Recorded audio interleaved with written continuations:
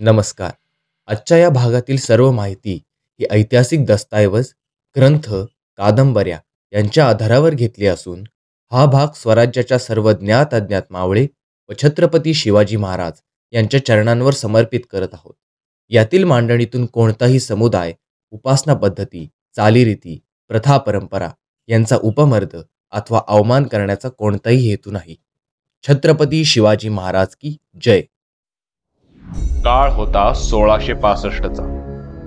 मराठा साम्राज्याच्या शौर्य कथा कानाकोपऱ्यात पोहोचल्या होत्या.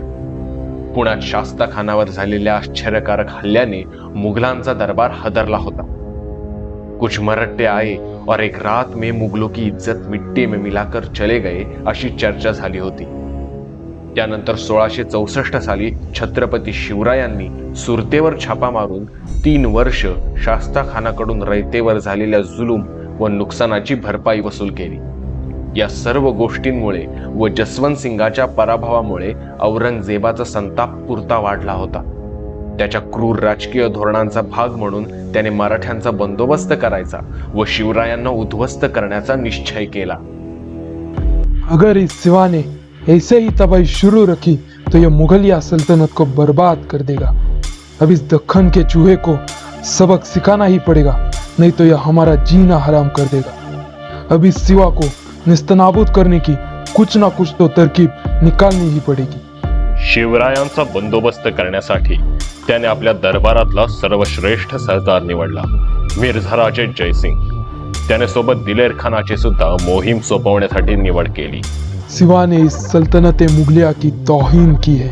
पहले मामूजान शास्ता खान पे हमला और फिर सूरत पे छापा. ये सिवा जिंदा रहकर हमारी ताकत पे सवाल उठा रहा है.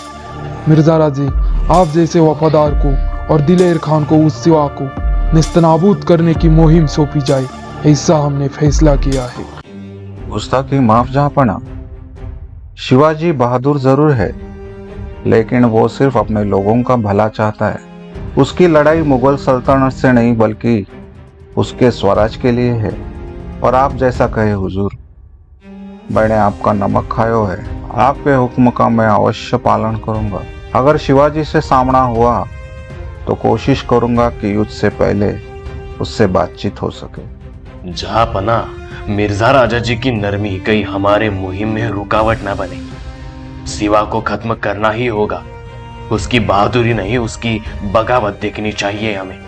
मिर्जा राजे, तुम उसे बहादुर कहो या गद्दार, वो हमारी सल्तनत के खिलाफ है. उसे जिंदा रखना बादशाहत के लिए खतरा है, और ये बात हमेशा याद रखना. मिर्जा राजा जी, उस सिवा की जान है उसके किले. हम उन किलों पे घेरा डालेंगे. ऐसा घेरा डालेंगे कि परिंदा भी पर नहीं मार सकेगा. फिर सिवा और उसके आदमी भूख से तड़प कर हार मानने पर मजबूर हो जाएंगे. ना दिलेर खान, ना. शिवाजी की पूरी जान है उसके स्वराज के लोगों में. अगर उन्हें लक्ष्य बनाया जाए तो शिवाजी ज्यादा कमजोर पड़ सकता है. आणि इथून एका निर्णायक संघर्षाला सुरुवात झाली. हा संघर्ष फक्त 2 राजांच्या स्वार्थाचा नव्हता, तर तो इतिहास घडवणाऱ्या मराठ्यांच्या ध्येयाची आणि स्वराज्याच्या स्वप्नाची कसोटीच होती.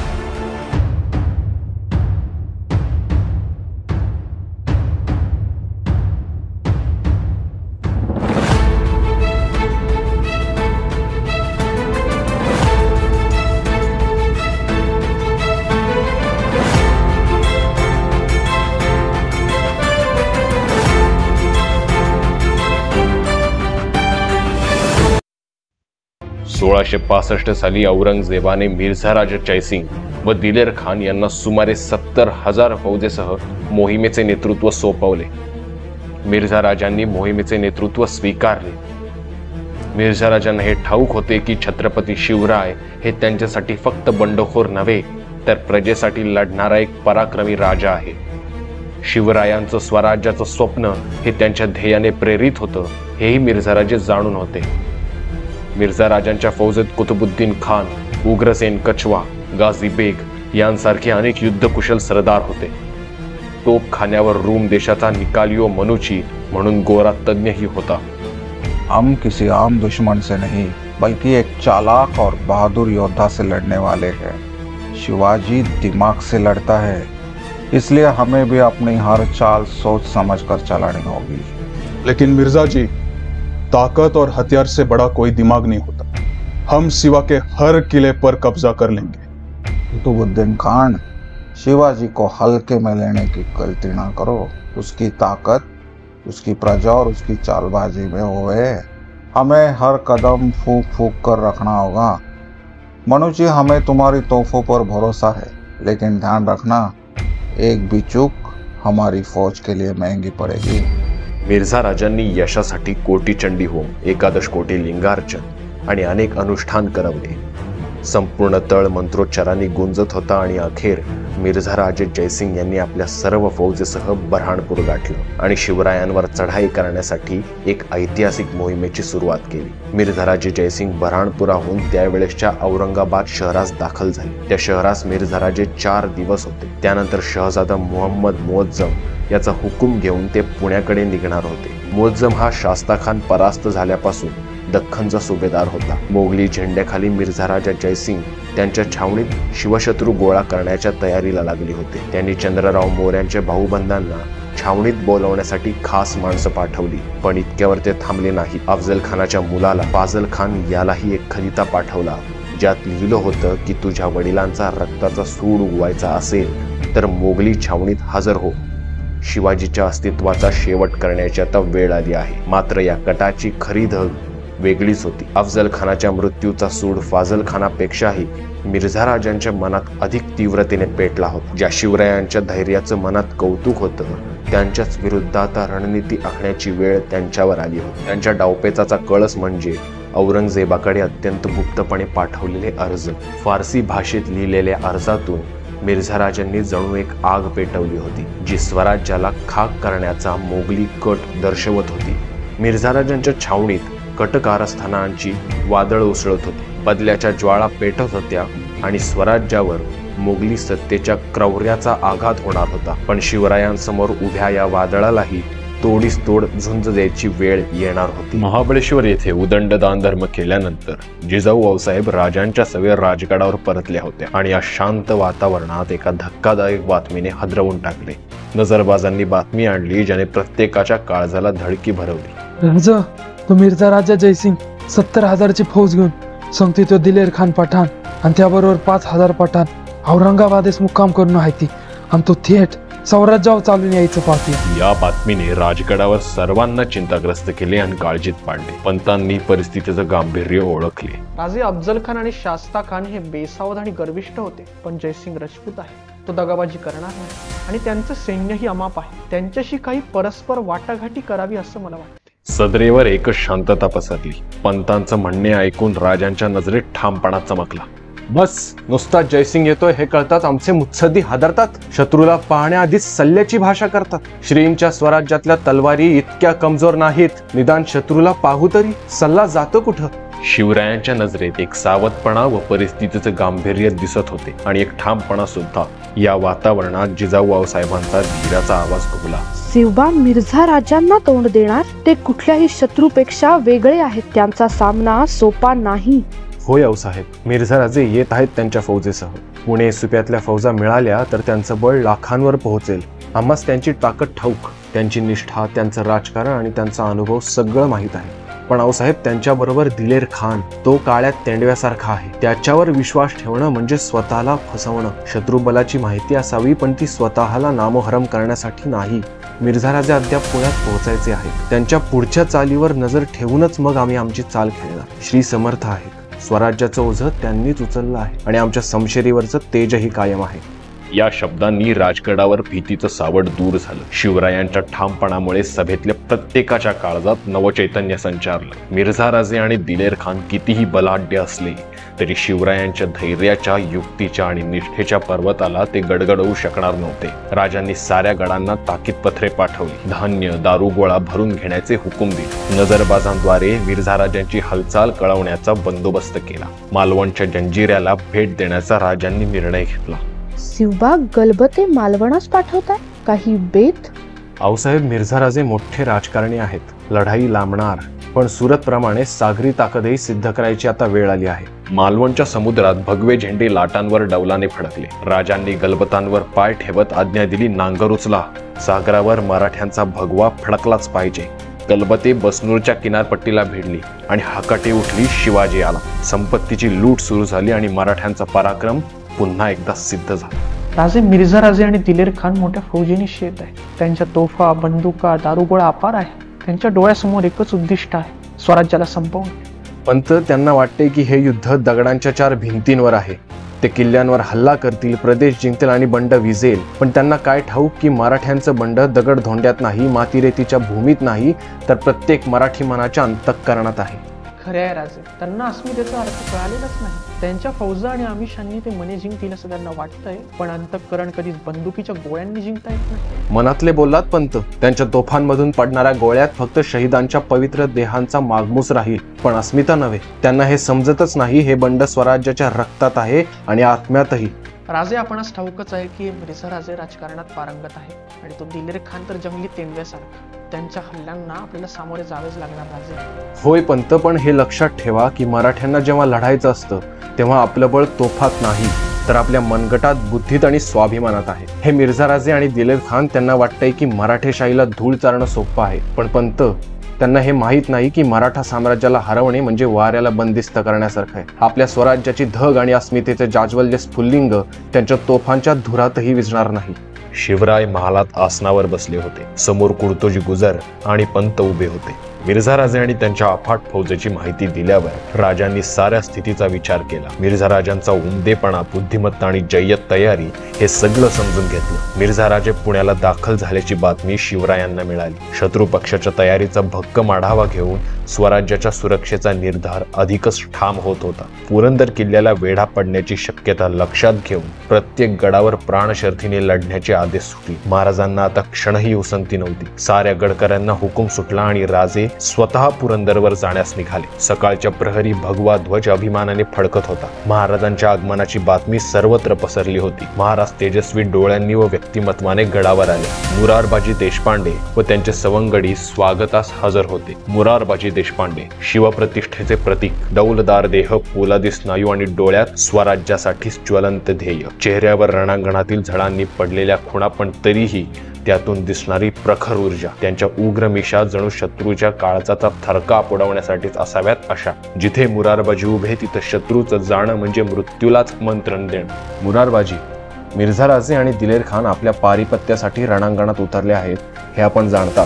या रणसंग्रामाचा पहिला मान हा पुरंदरासच मिळेल असा आमचा कयास आहे. बाजी, तुम्ही किल्लेदार ह्या पुरंदरात, त्यामुळे या लढ्याचे नेतृत्व आम्ही आपणावर सोपवित आहोत. त्यांचं बलाढ्य सैन्य या गडावर चढाई करेल, कारण हल्ला करण्यास कोंढाण्यापेक्षा पुरंदर सोपा असा दर्शनी भास होतो. राजे, हे स्वराज्य आमच्यासाठी देवालयच आणि या देवालयाचे देवस्वरूप आपण. जोपर्यंत हा मुरारबाजी जिवंत आहे तोपर्यंत हा गड अबाधितच राहील याची ग्वाही देतो मी राजे. जोपर्यंत या देहात श्वास आणि रक्ताचा शेवटचा बिंदू आहे तोपर्यंत मुघलांना पाऊल सुद्धा ठेवू द्यायचं नाही राजे. आपण अगदी निश्चिंत असावे राजे. बाजी, आपल्या सर्वांची ही निष्ठा आमच्यासाठी अमोल आहे. शत्रूची ताकद मोठी आहे मुरारबाजी, त्यामुळे हुशारीने लढावे लागणार आपणास. शत्रूला फक्त झुंजायचे नाही तर गड महिनोन महिने अडवून ठेवायचा आहे. राजे, आमचे रक्त, आमचा जीव हे सगळे आपल्या चरणांशी वाहिले आहे. हे स्वराज्य आमचा धर्म राजे. आमच्या हृदयातील शेवटचा श्वासही या भगव्यासाठीच वाहिला जाईल. आई भवानी आणि आपला आशीर्वाद द्या राजे, आणि आपण निश्चिंत राहा. माझ्या जीवलगांनो, आपणा सर्वांच्या ह्या निष्ठेमुळे स्वराज्य उभे आहे. आपल्या सर्वांच्याच जीवावर हे अजरामर होईल. बाजी, गडात काही कमतरता नाही राजे, पण गड जास्ती दिवस लढवावा लागला तर दारुगोळा कमी पडेल अशी भीती आहे. त्याची चिंता नसावी बाजी. अगदी राजगडावर पोहोचताच भरपूर दारुगोळा आणि ज्यादा कुमक पाठवू आम्ही. राजांनी मुरारबाजींना घट्ट मिठीत घेतले. मुरारबाजींचे बळ जणू शतपटीने वाढले. राजे सर्वांचा निरोप घेऊन तातडीने राजगडास परतले. मिर्झा राजे पुण्यात दाखल झाले. जसवंत सिंग राठोड मराठ्यांचा हातचा पराभव पचवत पुण्यात थांबला. पुण्याचा अंमल मिर्झा राजांना देऊन तो दिल्लीस रवाना झाला. मिर्झा राजांनी स्वराज्यावर निर्णायक आघात करण्यासाठी योजनांची आखणी केली. पहिला निशाणा ठरला बुलंद व तोलदार असलेला पुरंदर. पुण्याजवळ या अभेद्य किल्ल्यावर वेढा घालण्याचा आणि स्वराज्यावर चौफेर हल्ल्यांचा मनसुबा आखला गेला. मिर्झा राजांनी आपली फौज सुपे, जुन्नर, लोहगड पायथा, शिरवळ अशा ठिकाणी पसरवली. पण समोर स्वराज्याच्या अस्मितेचा गड होता पुरंदर. मोहिमेच्या आराखड्याप्रमाणे मिर्झाराजांनी हालचाली करण्यास प्रारंभ केला. समोर इहद शाम खान, दिलेर खान, रणदौलत खान आणि इतर सरदार उपस्थित होते. दिलेर खान, अब वक्त आ गया है कि शिवाजी को उसकी औकात दिखाई जाए. पुरंदर पर घेरा हमारा पहला कदम होगा. जी राजा जी, 7,000 फौज के साथ जुन्नर की तरफ कुतुबुद्दीन खान को रवाना कर दिया है. वहां से लोहगढ़ तक निगरानी रखी जाएगी और लोहगढ़ के पास 30,000 सवार ठिकाने पर तैनात है. बहुत खूब, लेकिन जुन्नर से लोहगढ़ तक मावल की जगह पे कोई ढील नहीं होनी चाहिए. हर गली, हर रास्ता हमारी पकड़ में हो. यह शाम खान, तुम्हें पुणे का जिम्मा सौंप रहा हूँ. 4,000 की फौज तुम्हारे साथ होगी. रणदौलत खान, बीरम देव सिसोदिया और जाहिद खान को साथ लेकर मराठों की हर हरकत पर नजर रखो. औड़ खोरे, करियात मावल, भोर मावल, खेड़े बारे, कानत खोरे और गुंजन मावल, हर तरफ फौज का पहारा खड़ा होना चाहिए. रणदौलत खान, तुम्हें राया जी और हनुमंत राव की टुकड़ी का ध्यान रखना है. 300 सवार के साथ उन्हें तैनात करो. राजा जी, आप और मैं, हम पुरंदर की तरफ कूच करेंगे. आप खुद इसकी कमान संभालेंगे. शिवा की ताकत को जड़ से उखाड़ फेंकने का यही सही वक्त है. पुरंदर गडावर चढाई ही मराठ्यांचा अभिमान मोडण्यासाठी उचललेली पहिली चाल होती. परंतु गडावर शिवरायांच्या व स्वराज्याच्या मावळ्यांच्या निष्ठेचं बळ आणि त्यांच्या प्राणांची तयारी किती अढळ होती याची जाणीव त्यांना अजून नव्हती. शत्रू पक्षाकडून धुळीचे लोट उठू लागले होते. सासवडला पोहोचलेल्या दिलेर खानाच्या छावणीत मराठ्यांचा अकस्मात छापा पडल्यामुळे खानाच्या फौजेची दाणादाण उडाली होती. खानाने कसे बसे आपल्या फौजेला एकत्र करत मराठ्यांच्या दिशेने हल्ला केला, पण मराठी फौजेची तयारी इतकी अचूक होती की ते लवचिकपणे गनिमी काव्याने गायब झाले. या धक्क्यातून सावरत खानाने आपली फौज थेट पुरंदरच्या पायथ्याशी नेण्याचे ठरवले. मिर्झा राजांना हे सर्व खानाच्या आलेल्या पत्रातून कळताच त्यांनी आपल्या अनुभवी सरदारांना पुरंदरच्या वेढ्यासाठी रवाना करण्याचा निर्णय घेतला. गडावरून मराठ्यांना सापडलेल्या हालचालींची वार्ता कानी पडताच गडावरील साऱ्या मावळ्यांमध्ये प्रचंड शौर्य संचारले. मोगलांचा झेंडा गडाच्या पायथ्याशी येत असताना गडावरील वातावरण एक वेगळ्याच जोशाने भरून गेले. मुरारबाजींच्या आवाजातील दडपशाही ऐकून मराठ्यांचे ऊर भरून आले. मर्द मावळ्यांनो, तो बघा शत्रू आपल्याला आव्हान देत पायथ्याशी उभा आहे. हा पुरंदर आहे, स्वराज्याचा आधारस्तंभ. त्या मोगलांना हे दाखवून द्या की स्वराज्याला हात लावणे म्हणजे स्वतःच्या मरणाची तयारी करणे आहे. तोफांमध्ये बारूद भरून ठेवा आणि समशेरीमध्ये आई भवानीचा आशीर्वाद आणा. हा गड शत्रूच्या हातात पडणार नाही याची जबाबदारी आपल्यातल्या एकावर अवलंबून आहे. ही माती आपल्या रक्ताच्या शेवटच्या थेंबाने पवित्र करू, पण जिवंत आहोत तोवर हा गड अविचलच ठेवू. हाच निर्धार प्रत्येकाने मनाशी करा आणि दाखवून द्या त्या मोगलांना की राजगडावरच्या शिवशंकराचा तांडव कसा असतो ते. पुरंदर गडाच्या पायथ्याशी मोगलांच्या प्रचंड फौजेचा महाप्रचंड पसारा पसरला होता. घोडेस्वारांच्या तुकड्या, तोफांचा मारा, हत्ती, पायदळ आणि पांढऱ्या तंबूची लांबच लांब रांग गडाच्या उंच कड्यावरून स्पष्ट दिसत होती. गडाच्या अंगाखांद्यावर येणारं हे संकट महाकाय होतं, पण मावळ्यांची जिद्द आणि निष्ठा त्या ताकदीपेक्षाही बलवान होती. पुरंदरचा सोबती वज्रगड म्हणजे रुद्रमाळ जणू त्याचा धाकटा भाऊच. दोघेही अभेद्य व पिळदार. पुरंदर वज्रगडाच्या दरम्यान भैरवखिंड जणू त्यांचा श्वास.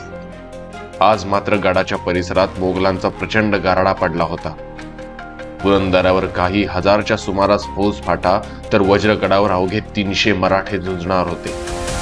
दिलेर खानाने नेमकी हीच गोष्ट हेरली. ये वज्रगढ़ हमारी फतेह के बीच की दीवार है. अगर ये हमारे हाथ आ जाए तो पुरंदर पूरा का पूरा हमारे चंगुल में होगा. कुंवर किरत सिंह, राजा राय सिंह और कुबात खान, तुम अपनी टुकड़ी के साथ दक्षिणी मोर्चे को संभालो. मित्रसेन और इंद्रमण बुंदेला पश्चिम की दीवार पर दबाव बढ़ाओ. बादिल बख्तियार, हरिभान गौड़, तुम अपनी टुकड़ियों के साथ पूर्व दरवाजे पर हमला करो. आतिश खान, अपना पूरा तोपखाना मोर्चे पर लाओ और किले की हर दीवार को चकनाचूर कर दो। तुर्कदास खान और राजा नरसिंह गौड़, तुम मुख्य दरवाजे पर धावा बोलो। गैरत और मुजफ्फर, तुम दोनों हर हरकत पर नजर रखो। याद रहे, हर हमला सही वक्त और सही ताकत से होना चाहिए। मिर्जा राजे खुद हमारी निगरानी कर रहे हैं और मैं खुद हर मोर्चे पर नजर रखूंगा। दिलेर खानाने आपल्या 3 प्रचंड तोफा अब्दुल्ला खान, फतेह लष्कर आणि महेली गडाच्या पायथ्याशी आणल्या होत्या. त्या सरळसोट पर्वतावर चढवणं म्हणजे माणसांच्या रक्ताने आणि घामाने निर्माण होणारी परीक्षा होती. साखळदंड आणि दोऱ्यांनी हातातून रक्त गळेपर्यंत आणि जीव मुठीत धरून मोगली सैन्याने त्या तोफा वर ओढण्याचे प्रयत्न सुरू केले.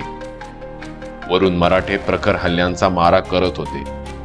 मुरारबाजी देशपांडे व मावळे वज्रगड आणि पुरंदरच्या तटांवरून जीवाची पर्वा न करता मोगलांचे प्रयत्न उधळत होते. मात्र दिलेर खानाच्या डोळ्यात फक्त एकच ध्येय होतं, तोफा तटावर चढवून वज्रगडाचं अस्तित्वच संपवायचं. तोफांचा गडगडाट आणि मृत्यूच्या दरीत होणारा संघर्ष नियतीच्या थरारक लढ्याची साक्ष देत होता. 3 दिवसांच्या प्रयत्नातून दिलेर खानाने पहिली तोफ अब्दुल्ला खान वज्रगडावर पोहोचवली. ती कडाडताच मोगलांनी बंदुकीची फेर आणि पुरंदर माचीवरील हल्ले वाढवले. 4000 मराठ्यांसमोर 40,000 मोगलांचे प्रचंड सैन्य उभे होते. दुसरी तोफ फतेह लष्कर चढवण्याचा खडतर प्रयत्न सुरू होता, तर अब्दुल्ला खानसह मोगल तटांवर पोहोचले होते. वज्रगडावर मोगलांचा कडवा हल्ला सुरू होता. 3 दिवसांचा प्रतिकार आणि 3 भयंकर तोफांचा मारा वज्रगडाची तटबंदी तडफडत होती. गडाची स्थिती चिंताजनक होती. 13 एप्रिल 1665च्या सुमारास तोफांच्या भडीमारामुळे बुरुज कोसळले आणि मोगली निशाणून चावले. आतले 300 मराठे जीवाची बाजी लावून लढत होते. अखेर गडाचे दरवाजे तोडून मोगल आत घुसलेच आणि भयंकर लढाई सुरू झाली. 300तील उरलेले मराठे मोगलांवर भारी पडत होते, पण अखेर दिलेर खानाने त्यांना निशस्त्र करून मिर्झा राजांकडे पाठवले. मिर्झा राजांनी त्यांच्या धूर्तपणाने त्यांना सोडून दिले. वज्रगड मोगलांच्या ताब्यात गेल्याने पुरंदरच्या अस्तित्वावर मोठे प्रश्नचिन्ह उभे राहिले. संध्याकाळचे गडावरचे आभाळ काळसर झाले होते आणि वाऱ्यासोबत मुघलांचे झेंडे वाजू लागले. रुद्रमाळ म्हणजेच वज्रगड मुघलांच्या अधिपत्याखाली आला होता. मिर्झा राजे जयसिंगाच्या चेहऱ्यावर विजयी हास्य होते, तर दिलेर खानाच्या नजरेत अहंकार स्पष्ट दिसत होता. वज्रगडाचे पतन मुघलांसाठी पहिला विजय होता, पण खरा संघर्ष अजून बाकी होता. वज्रगडावरून तोफा गरजत होत्या आणि त्या आवाजात दिलेर खानाच्या मुघल सैन्याची गर्जना होत होती. पुढचा डाव होता पुरंदर. मजबूत किल्ला, मराठ्यांचा अभेद्य अभिमान, पण दिलेर खानाच्या नजरेत तो किल्ला काबीज करणं ही केवळ वेळेची बाब वाटत होती. तरीही पुरंदरचं मनोबल कोसळलं नव्हतं. त्या भिंतींच्या मागे मुरारबाजी देशपांडे आणि स्वराज्याचे शूर उभे होते, स्वराज्याचं रक्षण करण्यासाठी प्राणपणाने तयार. 3 बाजूंनी चालून आलेल्या मुघलांच्या सैन्याला पुरंदरचा उंच किल्ला जणू आव्हान देत होता. तोफा धडाडत होत्या, बाणांचा मारा होत होता, तलवारीचा नाद आणि शत्रूच्या संख्येचा आकडा अफाट असूनही मराठे लढतच होते आणि विजयाची आशा कायम ठेवत होते. राजगडावरून शिवरायांनी तातडीने मदत पाठवली. शूर मराठे त्यांच्या खांद्यावर शस्त्रास्त्र आणि रसदीचा भार झाडाझुडपांच्या वाटांनी अंधाऱ्या कड्यांमधून शत्रूच्या नजरा चुकवत पुरंदरापर्यंत पोहोचले. तोफखान्याला रसद मिळाल्यामुळे पुरंदरच्या भिंतींवर नवचैतन्य संचारलं. मात्र दिलेर खानाच्या तंबूत नाराजी पसरली होती. रसद रोखण्यात अपयश आलं आणि तोफखाना निकामी झाला. मुघलांच्या डोळ्यासमोर मराठ्यांच्या शौर्याने त्यांचं मनोबल पोखरलं होतं. दरम्यान दिलेर खान आणि दौलत खान यांनी स्वराज्याभोवती धडका सुरू केल्या. गावे पेटत होती, जनावरं जप्त होत होती आणि निरपराध जनता भयाने थरथरत होती. मात्र या संकटातही मराठ्यांचा आत्मविश्वास ढळला नाही. प्रत्युत्तर म्हणून मराठ्यांनी धाडसी छापे घालून शत्रूला गोंधळवून टाकलं. पुरंदरच्या भिंतींवरची रणभेरी संपली नव्हती. स्वराज्य अजूनही अडोल उभं होतं. शौर्य, हुशारी आणि अथक परिश्रम यांची जिवंत साक्ष. पुरंदरचा हा संघर्ष केवळ तलवारींचा नव्हता, तर तो एक जिद्दीचा विजय होता जो प्रत्येक मराठी मनाला प्रेरणा देत होता. वज्रगड हा मोगलांच्या ताब्यात गेला होता आणि पुरंदरची माचीही शत्रूच्या हातात होती. मुरारबाजींच्या मनात एकच विचार होता, स्वराज्याचं रक्षण हाच ध्यास. दिलेर खान हल्ल्याची तयारी करत होता, पण मराठ्यांकडे मनी होती ती जिद्दीची ज्योत. जाबाजो, ये मराठे अपनी जान को नजराने के तौर पर पेश करने पर आमादा है, मगर याद रहे हमारा मकसद सुल्तान ढाबा को अंजाम तक पहुंचाना है. किले की चोटी तक का रास्ता साफ करो. पठानों की बहादुरी और ताकत को कोई रोक नहीं सकता. तोप खाने को तैयार करो, कंकड़े पे निशाना साधो और हमला जारी रखो. जब तक ये मराठे थक ना जाए, हमें इनकी कमजोर नस को पकड़ना है. जीत हमारी होगी इंशाअल्लाह. हर दीवार को मिट्टी में मिला दो. अल्लाह के नाम पर फतेह हमारी ही है. पुरंदरच्या किल्ल्यावर मराठ्यांचा संकल्प दृढ होता. शत्रूची चाल समजून मुरारबाजींच्या डोळ्यात आग होती. आता वेळ आली होती स्वराज्याच्या रक्षणाची आणि त्यासाठी ते तयार होते. बाजींनी 1000 मधील अत्यंत कडवे चखोट 700 मराठे निवडले. गड्यांनो, या पुरंदराच्या अभिमानी भूमीला आपल्या शौर्याची साक्ष हवी. सुलतान ढवा हे मोगलांच्या डावपेचाचा भाग जरी असला तरी आपल्या समशेरी त्यांच्या फौजेला जमिनीवर लोळवणाऱ्याच शत्रूच्या तोफांची गर्जना कानांमध्ये घुमत आहे. पण आपल्या धैर्याची ज्वाळा कायम अशीच प्रखर ठेवा. राजांच्या सवे स्वराज्यासाठी आपली नावं कायमची कोरली जाण्याची संधी आली चालून. चला, उचला समशेरी आणि दाखवून द्या त्यांना की स्वराज्याचे हे येड्या खोपडीचे 700 मराठे काय करू शकतात ते. पुरंदराच्या रणांगणावर उभा राहिलेला प्रत्येक मावळा आता जणू स्वराज्यासाठी देहभान विसरून रणतांडव करीत होता. बाले किल्ल्याचा सर दरवाजा उघडला आणि मराठ्यांचा सागर शत्रूवर कोसळला. जिथे जिथे मराठ्यांची तलवार फिरली तिथे तिथे रक्ताचा पाऊस पडला. मुरारबाजी स्वतः वज्रासारखे शत्रूवर तुटून पडले. सह्याद्रीचा कडा फुटावा तसा प्रलय झाला. पठाणांचे तळ ढासळले आणि त्यांच्या गडगडाटाने संपूर्ण मोगल छावणी हादरून गेली. हर हर महादेव या गर्जनेने पठाणांच्या हृदयाचा थरकाप उडाला. मुरारबाजींचा रोख फक्त दिलेर खानावर होता. मराठ्यांचे रणतांडव पाहून खुद्द दिलेर खानही छावणीकडे माघार घेत होता. मुरारबाजींचे ते अद्वितीय शौर्य पाहून खानाने अक्षरशः तोंडात बोटे घातली. या खुदा, ऐसा शेर मैंने पहले कभी नहीं देखा. अगर सिवा के सिपाही ऐसे हैं तो खुद सिवा कैसा होगा.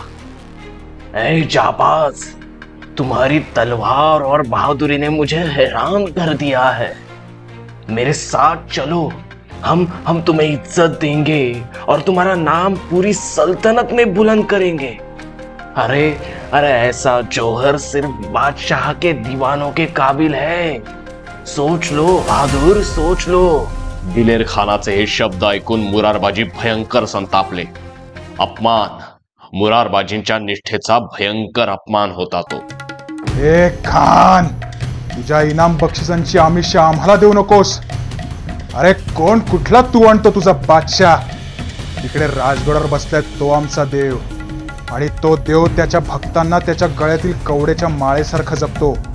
नेहमी हृदयाशी ठेवतो तो आम्हाला, आणि त्यातल्या कवड्या बाजूला करायला पाहतोस. तुझा कौल म्हणजे काय रे? अरे तू तुझ्या इनाम बक्षिसांवर. या मुरारबाजीला तुझा कौल आणि इनाम नाही, तुझा मुंडका हवाय, मुंडका. दिलेर खानानं इनामाचं ताट पुढं केलं, पण मुरारबाजींच्या तलवारीची आणि निष्ठेची धार त्याला उत्तर देत होती. संतापून ते खानावर तुटून पडले. तलवारीची भूक वाढत होती आणि रणाचा गजर पुन्हा सुरू झाला. खानाला मात्र आता हे कळून चुकलं होतं की या प्रलय भैरवाच्या तावडीत सापडलो तर आपला चौरंग आणि खांडोळी निश्चित आहे. त्याने अखेर मोगली चाल चाललीच. लांबून सावध होत धनुष्याला बाण लावला. मुरारबाजींच्या धाडसासमोर तो बाण सुटला. सर्र करत तो बाण मुरारबाजींच्या कंठात घुसला.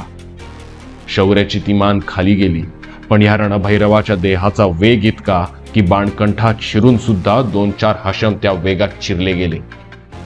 पुरंदरच्या भूमीत या धुरंदर मुरारबाजींचा आत्मा अजरामर झाला. मुरारबाजींची झुंज थांबली. 300 मावळ्यांनी प्राण अर्पण केले तर दिलेर खानाचे 500 पेक्षा जास्त पठाण धारातीर्थी पडले. उरलेले मराठे बाजींचा देह घेऊन परतले. मुरारबाजी पडले, पण पुरंदरचा सर दरवाजा व भगवा झेंडा अभेद्यच राहिला.